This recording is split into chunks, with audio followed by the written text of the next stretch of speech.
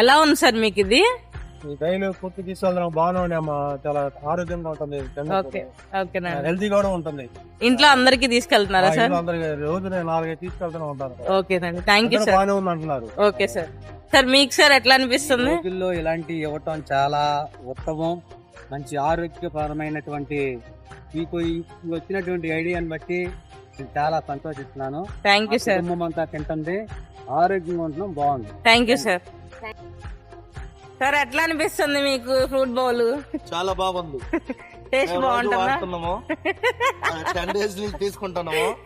Daily రోజు టయానికి వచ్చి తీసుకోవాలనిపించే తట్టుంది.